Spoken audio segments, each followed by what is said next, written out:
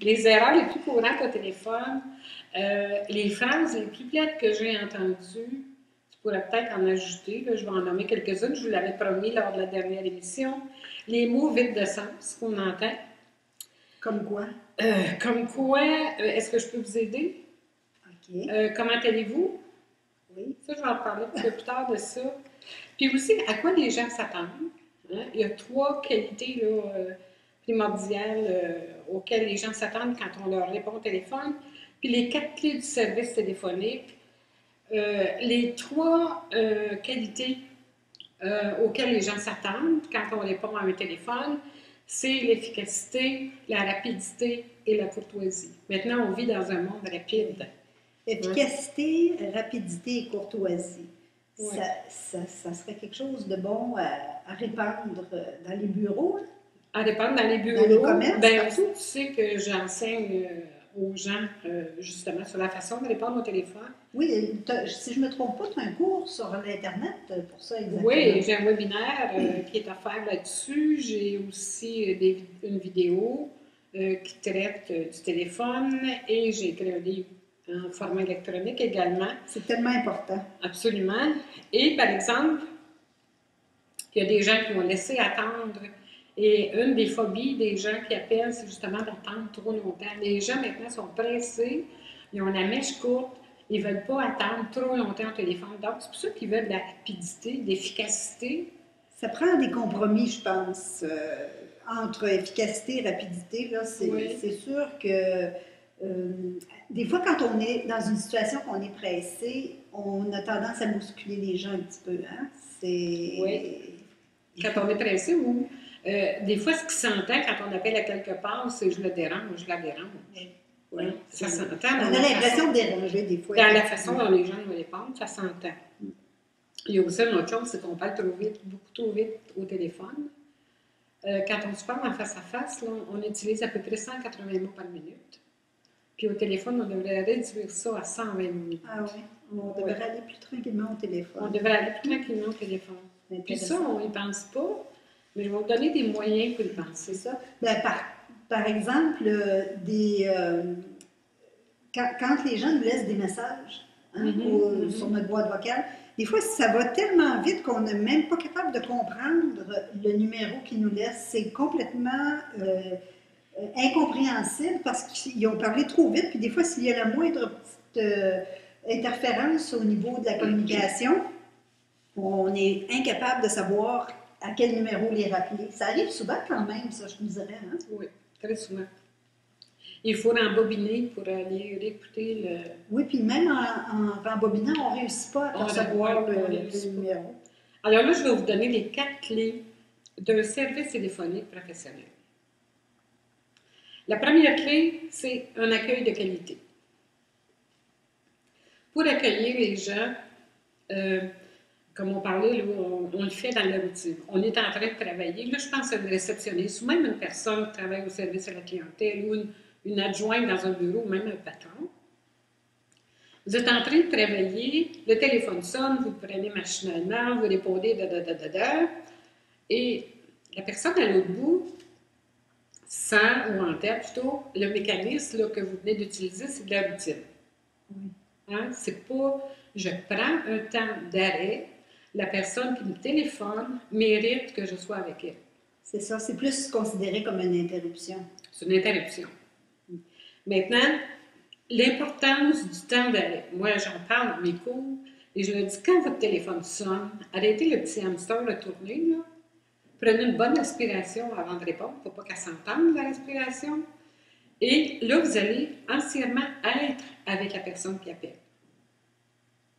L'effet dérangement va être fini, ça va être passé, ça va être derrière nous. C'est vrai que si on prend un moment pour s'arrêter puis y penser.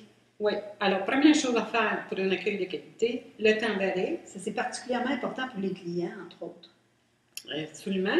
La respiration, accrocher un sourire. Oui, parce que le sourire s'entend à la voix. Le sourire s'entend à la voix. Et donner une réponse adéquate. Qu'est-ce qu'on répond? Puis il y a beaucoup de gens qui disent, ben moi, c'est la personne que je remplace qui m'a dit de répondre ça. Il y a des fois, ça fait dur pas mal. Je vais vous donner les exemples tout à l'heure. Oui, j'ai hâte d'avoir les Oui, exemples. alors la réponse adéquate, puis si vous ne savez pas, demandez à votre supérieur qu'est-ce que je devrais répondre à mon téléphone. Puis il y a des fois des supérieurs qui n'ont pas trop d'inspiration, on va vous dire. Non plus. Non plus. Alors c'est pour ça que c'est important de donner des trucs. Oui, d'où la pertinence de tes cours. Hein? D'où la pertinence, parce qu'il n'y en a pas de cours qui se donnent sur comment répondre au téléphone.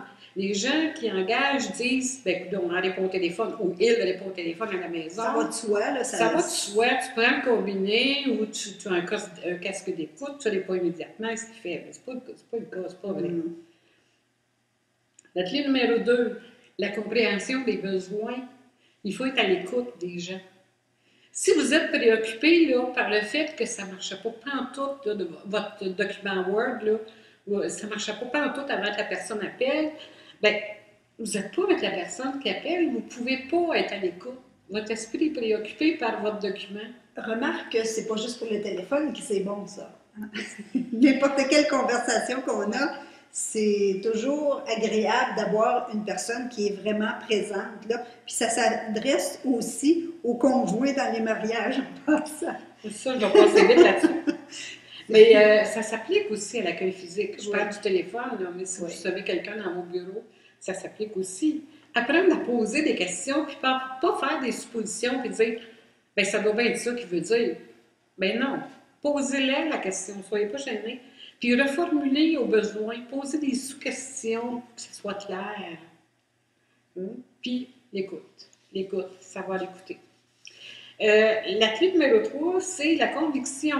Convaincre les autres, on a peur de suggérer des options. Ça, c'est surtout les gens qui travaillent au service à la clientèle. Est-ce que ça vous convient? Ça, c'est une question, on a tellement peur de la réponse qu'on ne la pose pas. Mais si vous avez bien fait votre travail, puis vous dites, est-ce que ça vous convient? La personne va dire quelle marque d'intérêt elle veut ou il veut que ça me convienne. Alors les gens vont dire oui ou vont dire, bien, on approche, plus ou moins. C'est comme un désir d'aider, finalement. C'est ça, on est là pour aider. Hein? Effectivement. La clé numéro 4, pour conclure l'appel, parce qu'on oublie des fois de conclure l'appel, gardez un ton amical. Même si la personne n'a pas été tellement gentille avec vous au téléphone, restez sur un ton amical, un ton chaleureux quand même. Et mettez justement, on vient d'en parler, mettez le désir sur votre vouloir d'aider les gens en disant une phrase qui va être vraiment magique. Et si on dit, par exemple, ça me fait toujours plaisir de pouvoir vous aider à trouver une solution. Oui. Oui, et même si ce n'est pas un téléphone d'affaires, c'est important la façon dont on termine un appel, je trouve, parce que entre autres, j'ai une amie qui, chaque appel se termine comme bye, on dirait qu'elle va mourir. La prochaine dépression, c'est ça que ça veut dire? Même si la conversation a été intéressante et animée, là, à la fin du téléphone, ça se gâte, on dirait qu'elle va s'éteindre dans les prochaines minutes. Oui. C'est ça. C'est pour ça que je parle, dans mes cours, je parle beaucoup de la voix aussi. Je n'en parlerai pas aujourd'hui parce que c'est assez long. Aussi, comme dernier point de la clé numéro 4, ressentir la satisfaction des deux parties. Alors, il y a quelques années, on disait en affaires, c'est you win, I win. Hein? On gagnant, 50%, 50%. Mais quand on pose cette question-là, est-ce que ça vous convient ou j'ai toujours le désir de vous aider, je suis là pour ça? Ressentez cette satisfaction-là, puis vous allez le ressentir dans la fermeture, la conclusion d'appel, de la part de l'autre personne aussi, d'après le commentaire ou le dernier salut qu'ils vont vous faire. Oui, parce que en fait, c'est que c'est devenu tellement rare la courtoisie au téléphone maintenant que quand on exprime la courtoisie avec quelqu'un, ils sont ébahis, hein? Littéralement ébahis des fois. Oui. C'est dommage que ça ait disparu tant que ça, mais ça va être à la source d'un grand succès. Une des réponses les plus moches que j'ai entendues, c'est une directrice de ressources humaines d'une grande entreprise qui répond à son téléphone d'affaires « Allô ».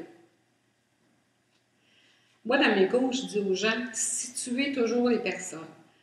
Quand on répond au téléphone, on devient un géo, un gentil organisateur de voyage. On prend l'appelant en charge et on lui fait faire un beau voyage et on l'amène à destination. Alors, si vous avez répondu à la personne, j'achemine votre appel à monsieur tel qui est directeur du service à la clientèle, par exemple, c'est un exemple que je vous donne. Et si la personne à l'autre bout de la ligne nous dit « Allô, est-ce que je suis au bon endroit? » Oui, on se demande toujours si c'est la bonne personne qui a répondu finalement. Oui. Si la personne se nomme et du service à la clientèle, on est à bonne place. Alors, le voyage est agréable. Alors, on sait qu'on est dans le bon train. Exactement. Je vais vous mettre en contexte aussi d'une autre chose que j'ai vécue. Je suis dans une salle d'attente, dans un grand bureau, et devant la réceptionniste, et elle répond au téléphone à une collègue qui doit lui demander, j'imagine d'après la réponse, « As-tu vu passer mon patron? » Et elle répond, « Je viens de le voir passer pour aller au petit coin, ça ne sera pas long. » D'abord, qui est là pour savoir que ça ne sera pas long? Et deuxièmement, moi, en tant que personne dans la salle d'attente, je n'ai pas à savoir ça. Non, c'est too much information, comme ils disent. C'est ça. Ensuite, un département de service à la clientèle qui répond « Oui, bonjour, est-ce que je peux t'aider? » Premièrement, le tutoiement, ça me jette par terre. Parce qu'on n'a pas gardé les moutons, ni les vaches, ni les cochons ensemble. Là. Non. Hein, la plupart du temps, en tout cas. Et est-ce que je peux t'aider? Ben oui, tu es là pour m'aider, c'est pour ça que je t'appelle. Donc ça, c'est des mots vides de sens. Par exemple, comment allez-vous? Une personne qui m'appelle, qui ne me connaît pas, et qui me dit comment allez-vous? Pas capable. C'est pas bon signe d'habitude, c'est pour vendre quelque chose en partant. Bien déjà là, c'est tellement pas transparent. Tellement pas transparent. Et pourquoi? D'abord, attendez donc la réponse que je vous dis. Ça va pas très bien, ça allait mieux avant que tu appelles. As-tu déjà répondu ça? Non, mais ça me donne le goût de le faire. Mais je ne suis pas capable d'entendre ça. Comment allez-vous? Puis ça, c'est de la traduction pure et simple de l'américain. How are you doing today? How are you doing? How are you doing? Oui, c'est ça. Mais ça, c'est une autre culture. Hein? C'est une autre culture. On n'a pas d'affaire à répondre ça. Organisez donc votre pensée quand vous appelez quelqu'un. Moi, j'ai beaucoup de téléphones de gens qui disent « Ah, je suis surpris de parler à une personne. Je pensais te parler de messagerie vocale. » La personne n'est pas organisée, elle ne sait pas quoi me dire, elle ne sait pas qu'est-ce qu'elle veut. Ah oui. Organisez vos pensées, hein, écrivez. Ça pourrait arriver qu'on parle à un humain. Hein? Ça pourrait arriver. Ça n'arrive tellement pas souvent. Et quand une entreprise répond au téléphone à une réceptionniste, par exemple, ça répond « Entreprise ABC, bonjour, mon nom est Louise, comment puis-je vous aider? » C'est trop long. Et là, au bout de cette phrase-là, la personne qui appelle va dire « J'appelle où déjà, là? » Parce qu'ils ont oublié déjà le nom de l'entreprise. Alors, le nom de l'entreprise suivi du bonjour. C'est tout. C'est suffisant. C'est suffisant. C'est raisonnable. Organisez vos pensées, je vous l'ai dit. Quelqu'un qui appelle et qui me demande « J'aimerais avoir des informations sur vos cours. J'en ai plusieurs. Lequel cours qui vous intéresse? » Hein? Donc, organisez vos pensées avant de faire un téléphone à quelqu'un. Les gens de l'étranger, pensez donc au décalage horaire avant d'appeler quelque part aussi. Parce qu'avec des bureaux à domicile, souvent le téléphone sonne à toute heure. Les téléphones d'affaires sont transférés au domicile. Moi, c'est ce que je fais. Puis me faire réveiller à 6 heures le matin pour avoir des informations sur mes cours. Moi, j'y pense. Quand j'appelle dans un autre pays, je vais toujours voir, maintenant, c'est tellement facile, vous avez ça sur l'ordinateur dans un temps record. Allez voir à quelle heure il est dans ce pays-là. Hein? Donc, un autre moment donné, je parlerai des tablettes et des téléphones intelligents en réunion et au restaurant aussi. Mais en ce qui concerne le téléphone, c'est pas mal ce que j'avais à dire. Toi, as-tu déjà entendu des phrases plates au téléphone? Je me suis fait demander comment ça allait en partant. Oui, ben oui. Mais tu sais, c'est des modes au Québec, ça. Comment puis-je vous aider? Ah, mais à LPO, c'est de l'anglais. Et puis, comment allez-vous aujourd'hui? D'accord, pire. Puis du tutoiement, vouvoiement, là, ça, c'est vraiment des quelons qu'on appelle. Oui. Maintenant, je vous disais aussi au début que j'ai écrit un livre en format PDF qui s'appelle « Savoir-faire à l'accueil, savoir dire au téléphone ». Il y a une vidéo formation qui s'appelle « Savoir dire au téléphone » et une formation d'1 heure par webinaire Si vous allez sur le site dont vous avez l'adresse en bas, mon site webinaireformation.com, vous allez avoir les dates des webinaires à venir. Est-ce que ton séminaire s'adresse plus aux particuliers ou aux entreprises? Bien, moi, tu sais, je suis beaucoup axée entreprise parce que je viens de l'entreprise, puis c'est mon expérience de vie. Donc, c'est beaucoup axé entreprise. D'accord. Alors, au cours de la prochaine émission du 24 mars, on va parler de l'alimentation et du plaisir à manger. On va également commencer à parler du jardinage et des ressources biologiques qu'on a, parce que ça va être presque le temps de commencer à y penser. Printemps? Oui. On va parler des OGM et de la santé un peu plus en profondeur, parce que c'est un gros sujet, c'est un sujet qui vaut la peine, ça vaut la peine de s'y attarder. Et tu vas nous parler des courriels? Je vais vous parler des courriels et les erreurs qui ne pardonnent pas dans les courriels. Parce qu'on a appris un petit peu sur le tas et rapidement avec l'arrivée de C'est arrivé vite, hein, ça a évolué très vite. Voilà, donc on va parler de ça un petit peu comme on a parlé du téléphone aujourd'hui. Si ça peut vous donner des outils pour éviter de faire des erreurs, tant mieux. Oui, parce que qui n'utilise pas les courriels maintenant? Tout le monde. Et on vous rappelle qu'on aime quand vous cliquez sur notre bouton « J'aime » sur notre page Facebook. Et n'hésitez pas à nous envoyer vos commentaires, vos questions et vos suggestions. Et enfin, j'aimerais vous laisser avec une petite citation qui dit « Quand nous sommes jeunes, nous dépensons notre santé pour se faire une fortune, et quand nous sommes vieux, nous dépensons une fortune pour se faire une santé. » Et c'est quelqu'un d'anonyme. Quelqu'un de brillant. Alors moi, j'ai une petite citation aussi qui dit « Le téléphone est la pire des commodités et le plus pratique des fléaux. » Et c'est signé Robert Stoughton Linde. Je le connais pas, mais je trouve ça bien comme phrase. Alors, merci d'avoir été avec nous aujourd'hui et à la prochaine. À la prochaine.